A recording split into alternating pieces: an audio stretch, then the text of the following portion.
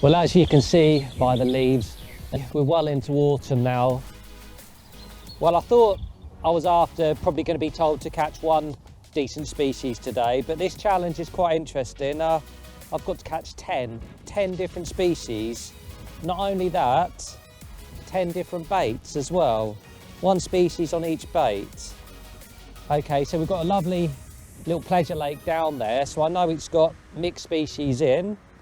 So yeah, look through my gear, see what I've got.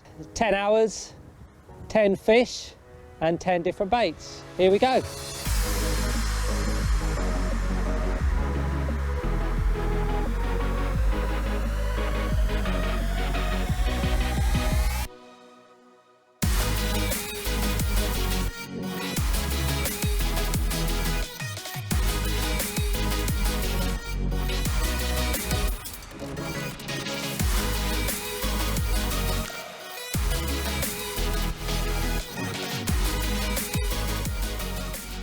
Well, I've had a little time to digest this 10 fish challenge, and yeah, drove up and down a beautiful little club lake, and I've just picked a swim in the centre. I haven't got time to walk laps and laps. I'm just picking a swim that gives me lots of options, lilies, nice margin, open water, bushes. So hopefully we can get the variety of species here. I've also had a check on the Facebook page of this club to check the rules and to check what is in here. I think there's 12 different species in it, so to catch 10 of them, it's not going to be easy. It's definitely, we'll not set this up, you know, I don't know if I'm going to do it or not. My first plan of attack is to try and catch the silverfish in here, the roach, the rudd, the skimmers, maybe the gudgeon. So what I don't want to do is put a carp rod out and try and trash the swims. Maybe not a carp rod, but fish. I'm going to fish light to start off with my maggots, casters, little pellets, whatever I can find for each species. So yeah, that's my approach. I don't know if it'll work, but I'm going to try now. So yeah, I've had a look. I've not got a massive tackle box with me. I think most of you know I travel light, so I've kind of got my river gear with me. So I'm just looking around, found some nice little silverfish hooks to nylon, really light, well, £2.8. So if I do hook a carp, I've got a good chance of landing it.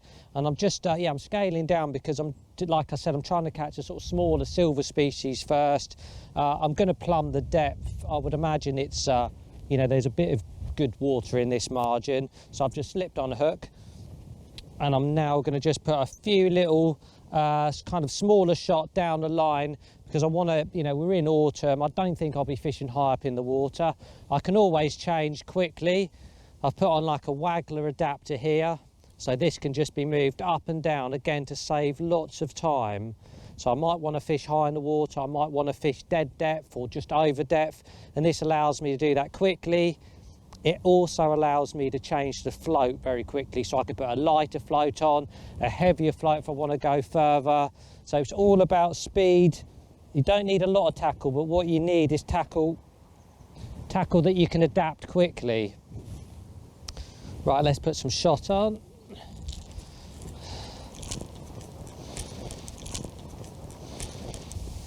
Couple of number 6s, or just something small. I'm not the, you know, I'm probably crude compared to a lot of top match anglers, but my kind of agricultural approach, it does work. One thing I'll say as well is I have already put a couple of handfuls of maggots out there. And I don't know whether to go in with the maggots first, because once I've used a maggot hook bait, I've used a maggot hook bait. There you go, just a little tiny little bulk down there. I want to get it down quickly, I think. And yeah, we're ready to go. I'm just going to plumb the depth. So I haven't got my full range of gear with me today, and I can't find a plummet, but don't despair. If you haven't got a plummet with you, just clip a nice big SSG onto your little hook, and that will do the job. So yeah, I'm just going to plumb the depth now.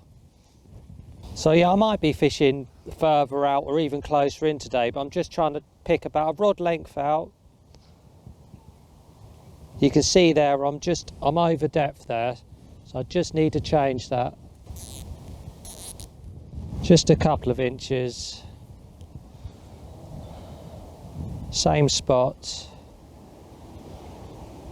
And that's nice there, look, dead depth, so you know your hook's just on the bottom. And the reason on these commercials, I like to fish about a rod length out. And to be honest, if you watch the match guys, a lot of them are fishing 1 rod length, 2 rod lengths out. So the fish are used to getting bait there. So it's always a good starting point. You don't need to start by chucking it out in the middle. Most of the fish are going to be under your feet. I have got 2 rods with me. I'm only allowed to use 1, and hopefully I can try and rely on the float rod, the waggler rod. But I've also got my tip rod, which is like my river specialist type rod. So I've put that down there, and that might come into play later, maybe for the bigger fish in this lake. But hopefully to start off with, I can get on the board with this nice little light waggler setup. So these are the baits I've got with me today. Very good baits, all of them. Catch a variety of species, good on the river, good on still waters. Start off at this end, boilies. As we go into autumn and winter, I usually sort of reduce the size of them. So I like these barrels. They're really good. You can still break them in half, but I just find they get bites quicker everywhere I go. And I do like a fresh frozen bait. I feel they're more soluble, and a lot of my sessions are short, so I need it to be leaking as soon as it hits that water, and especially in cold water, that's more important. Bit of bread, crushed you can fish on the top, obviously flake, great for slow sinking. Again, most species like that, a chub and a carp, brilliant bait. Little soft pellets, brilliant on commercials. Not only that, excellent chub bait, very underrated. I watched a video recently of the late Terry Lampard, and it really opened my eyes how good pellets were. Kind of fishing them a bit similar to how they fish pellet feeders, pellet wagglers, sorry, on commercials. Spam, one of my favourite baits. Everything loves spam, that's always in my truck. Prawns, they come into their own a little bit on commercials. I think everyone knows how much a big perch likes a prawn now, but carp love them as well. They're a really good bait, especially in the cold water. The other thing with a prawn is they're big baits, so they're selective. So if you're getting plagued by sort of bream or F1s, put a big prawn out. It might take longer for the rod tip to go around, but it'll probably be what you're after. Then we've got some worms. We've got some lovely Dendrobina here. These, I don't usually fish these on their own. I use these as cocktails. So we're going to try that. It'll be a Dendrobina and a piece of corn, or a Dendrobina and castor. Lovely cocktail bait on their own. Big lobworm. I might even put 2, 1.5, 3 on. Brilliant perch bait, brilliant chub bait, big carp bait. And then you've got sweet corn, Jolly Green Giant. Always got a few cans of that. Small cans, so I can just open as I need. Leave the juice in. The juice can go on other baits. That can be very attractive as well. And then we finish with our casters, freshly turned, and maggots, red and white. I keep them separate. I might mix them up one day, but today so far I've just used the red maggots, as I feel that's my favourite. And what I'll say about bait freshness, it's so important. You know, I'm so lucky to have a good relationship with the local tackle shop. I know Jason in there very well. I watch him turn and riddle. He takes a lot of care over this bait, and it goes a long way. When you see beautiful casters freshly turned, there's probably not a finer bait out there, probably the best tench bait. And maggots the same. I want fresh maggots, especially as we head into the colder months. Roach and dace fishing, the maggots have to be fresh and soft. Carp will tend to eat an older maggot, but I want nice soft maggots for my finer fishing. So they're the baits I've got, and yeah, hopefully they're going to catch what we need for the rest of the day. So I want to catch quickly. There's probably no better bait to start off with than the humble maggots. Lovely fresh maggots. One thing I do to keep them, I actually sort of keep them sealed up in the bags. I was showing this a few years ago. Take all the air out, seal them up, and then they'll go in the fridge. When I travel, there'll be ice packs around them. And then when I arrive and I want to use a maggot, I will put them into the tub then. And they're quite kind of dormant and docile. Put them in a tub, give them like 5 minutes and they kind of come round and they get nice and active, and that's how you want them. You don't want them sweaty when you arrive, you want them nice and fresh, and that keeps them fresh. One thing I do add to my maggots is some flavour. This is krill powder. I think you might have seen it before. I really rate it. So I like to put a good dash of krill powder on them, dust them up, and you can see you soon got half a pint of maggots coated in that lovely krill. That's going to cloud the water, give off lots of smell, and yeah, really hard bait to beat. Probably the best bait. If I could use one bait today, it would be this. Another thing with maggots, as it gets colder, there are some really good flavours. So as we go into winter, things like turmeric are good. Any spice on maggots is good, especially for roach. People like essential oils as well. One of my favourites is asafoetida. It's an Indian spice, worth looking up. Smells a bit kind of parmesan-y, garlicky. Definitely makes a difference. Right, wagglers down. That's a bite straight away. Well, that didn't take long. First bite. I think I can just about swing it. There we go. First bite of the day on a red maggot, and just what I was hoping for and expecting, a lovely roach. And to be honest, I could catch these all day. I do love my roach, especially as we head into sort of late autumn and winter. Beautiful fish. Nice little barbless hook, single red. Very carefully pop that out. Number one, a roach.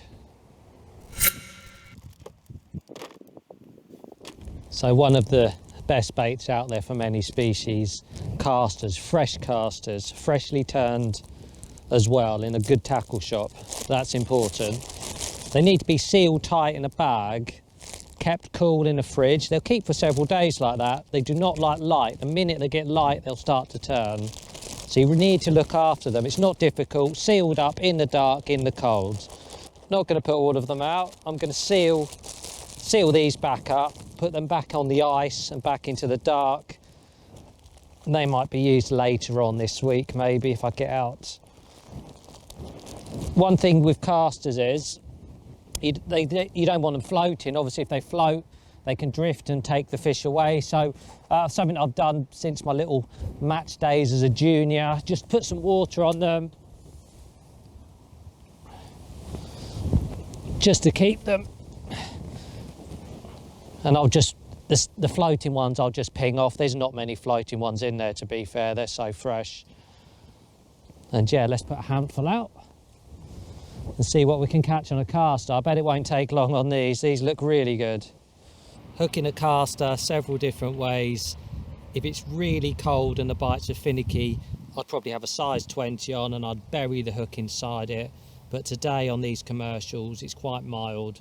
It's just simple, straight through like that. What you don't want to do is pop it. I tend to like these sort of gold and bronze colour ones. Barbless hooks make a big difference. If you've got a barb on, that will actually pop it a lot of the time, which is not what you want. But yeah, what's not going to want that? Let's plop that in and see if we can get a different species. What we got here? Oh, there we go. That's species number 2. I think I can swing him in. There we go, a lovely bream. Number 2 ticked off. And we've got ourselves a bream.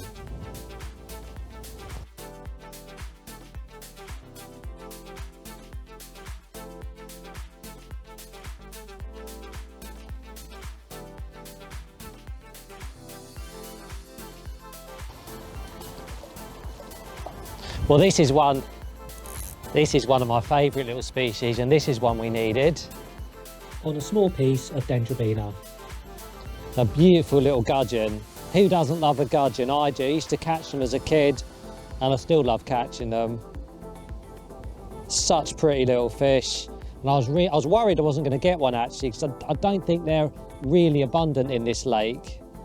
and they're quite rare to find actually. I know some rivers are stuffed with them, but our rivers in Norfolk are not. But look at them, lovely little colours in there, the spots along their body, on their tail, the little whiskers, like a little mini barbel. Beautiful little fish. I actually have a pet one at home in my fish tank, so I do really love gudgeon. And that's fish species number 3, so that's a good start.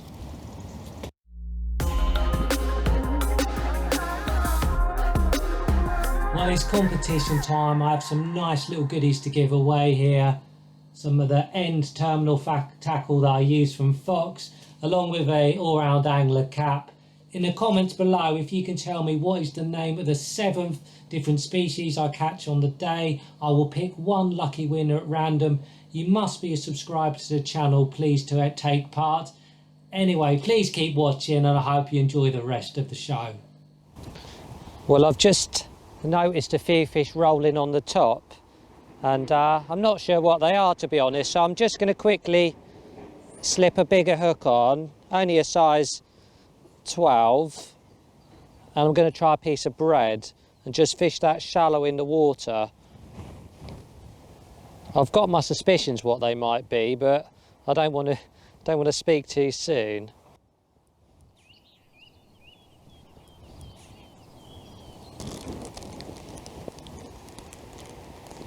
Fresh white bread. The toasty stuff I find is best if you can get it. Yeah, the extra air in this toasty bread helps it sink nice and slowly, and that's what I want. I want it to sink slowly through the water, hopefully catch their eyes as because obviously they're feeding up in the water, so they're looking up. I'm also got to remember to shallow this float off. I'm going to fish it just literally a foot under like that, and yeah, I'm hoping this could go under quickly. So yeah, let's flick it in and see what. There's definitely fish on that surface feeding, and let's see what we can get.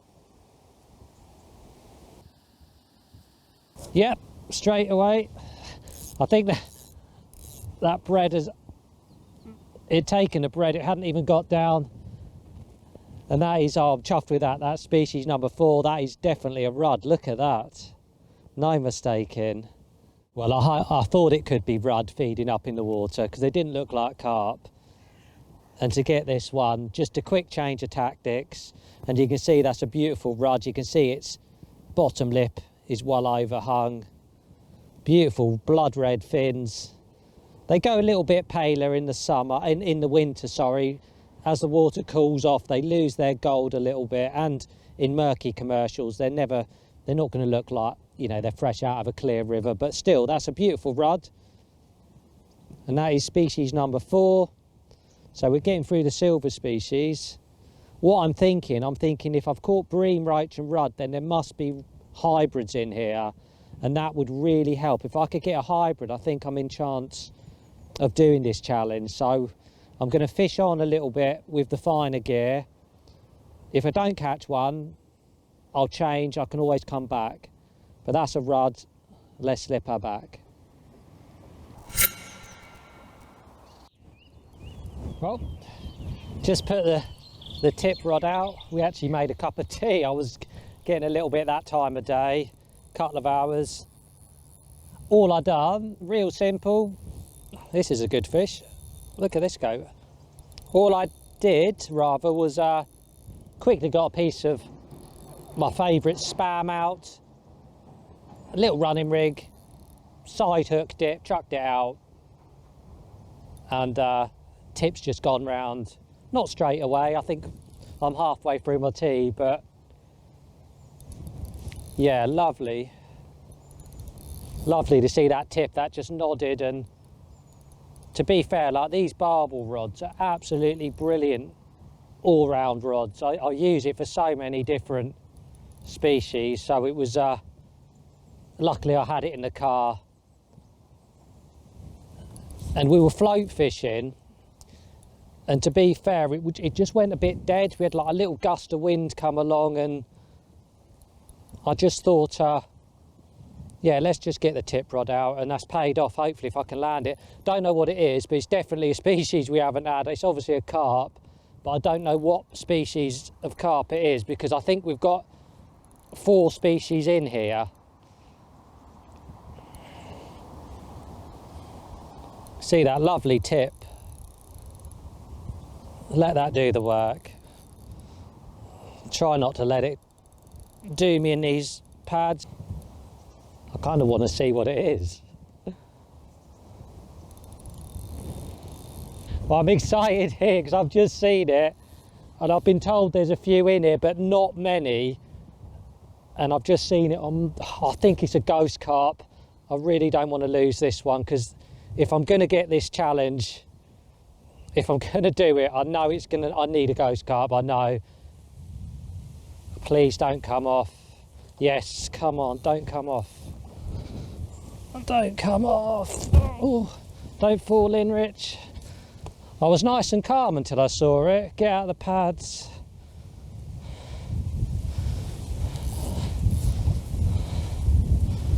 Where's my net? Oh. I always say stay calm, and then you watch me and I'm just a panicking mess over a little ghost carp, but there you are. Can you just give up? Oh yes, ghost carp.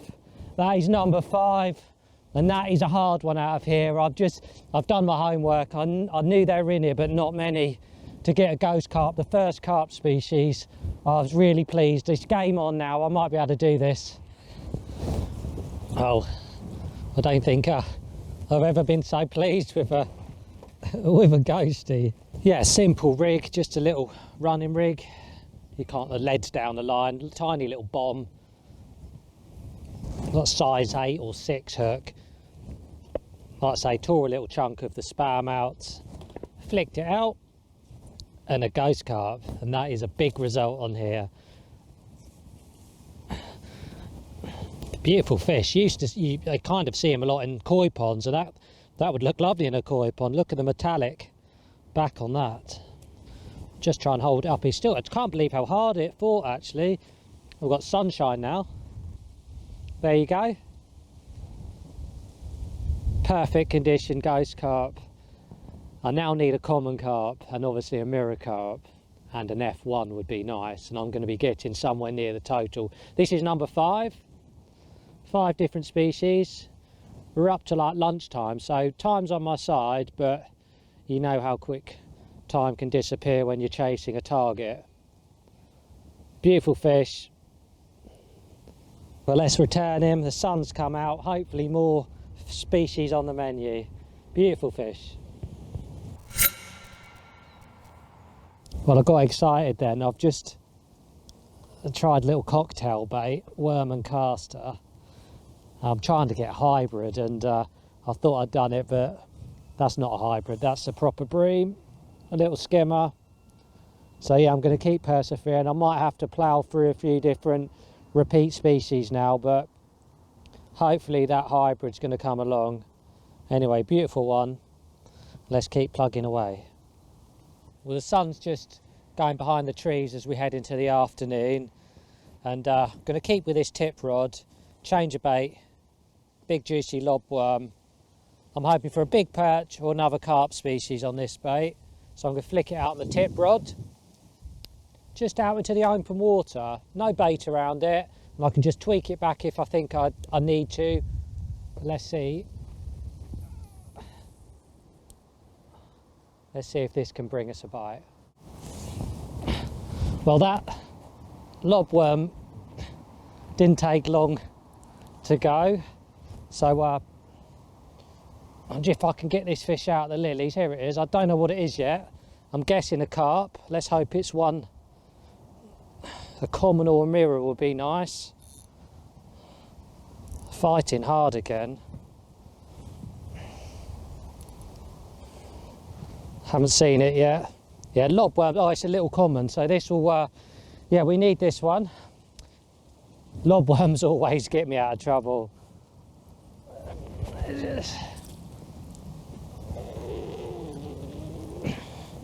Come on. He's in. Well, that's a little common ticked off. I think that takes us to number 7, 6. I'm losing count. A little common carp on the lobworm, number 6 ticked off. A mirror carp next, hopefully, or an F1. Still need that hybrid. We've got a perch, so it's yeah, realistic target. Let's slip this little guy back. Bye bye.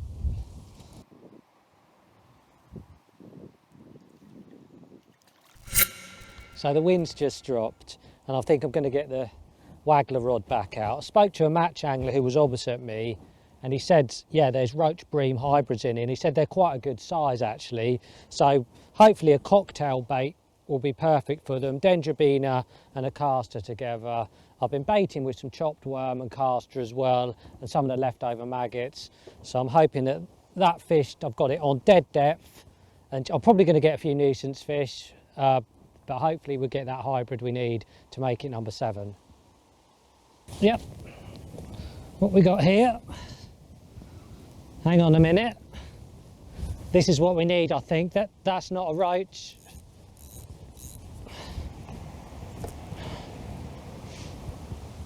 I'm pretty sure that's a hybrid.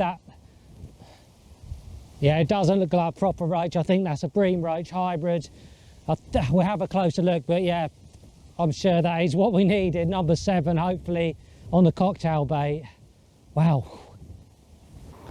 Well, here's what I needed, and this is the little cocktail did the trick.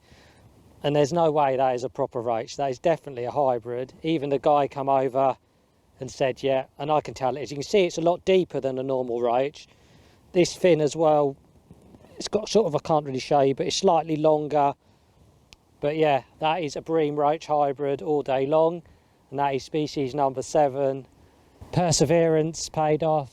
I had a lot of little roach, a lot more gudgeon on this little cocktail bait, but in the end we've got what we wanted.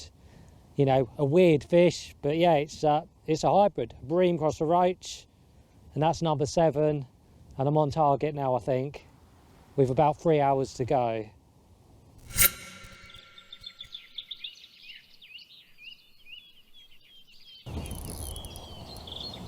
Well, we're in on the tip rod.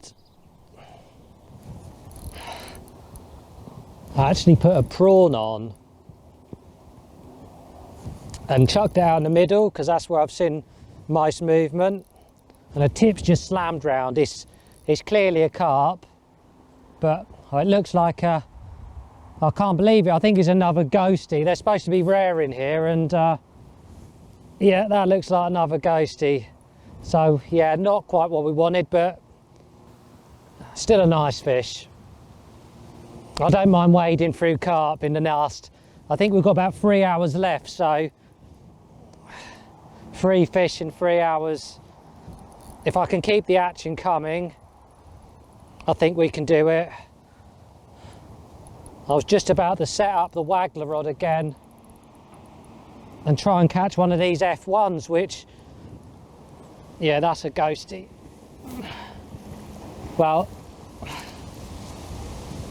second ghosty of the day. I was hoping it was going to be a nice mirror carp. Any mirror carp would do, but they're lovely fish. I tell you what, they're hard fighting, very hard fighting, but yeah, I don't mind catching these in between.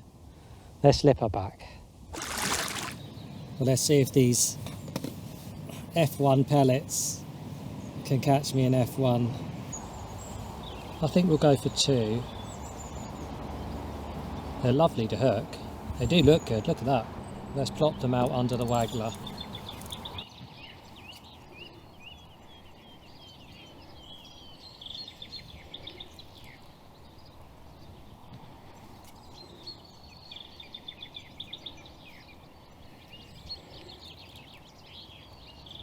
Well, it looks like I need to get this one in.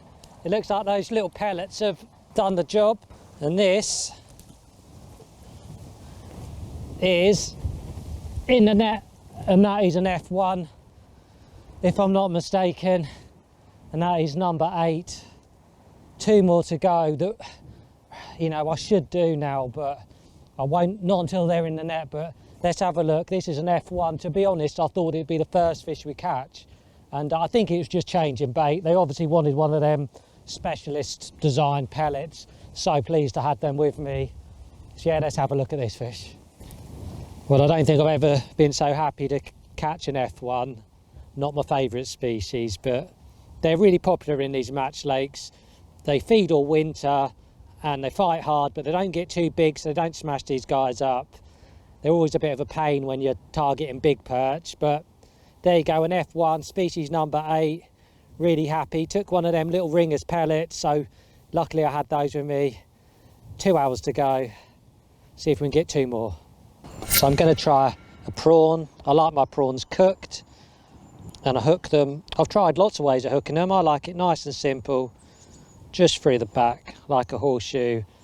And there's a lot of species that like these. Chub love these, but on this sort of water, it's going to be a big perch if you're lucky, or carp. So yeah, let's flick that out and see what picks it up.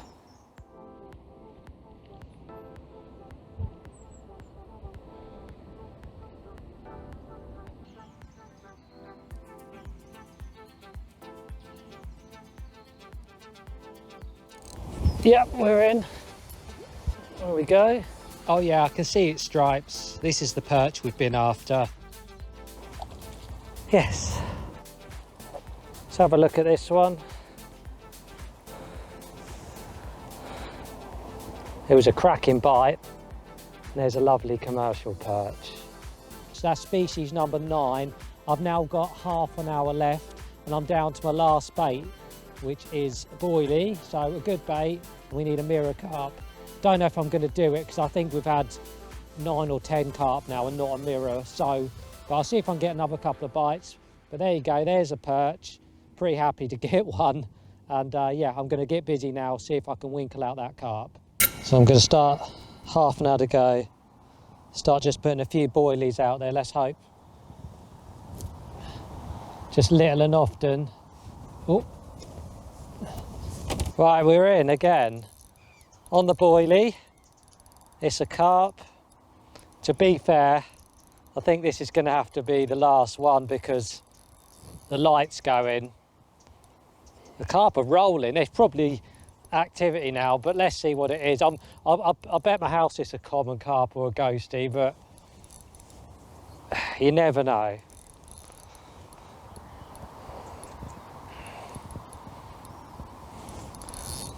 Yeah, I was speaking to a couple of lads who've just packed up and they said to me, yeah, there's not many mirrors in here anymore, and the ghosties are quite rare, so I don't know if I've caught every ghostie today. I don't know. Let's see if we can get a look at this one. Incredible, powerful, these fish, and that is a ghostie or a common, so there you go.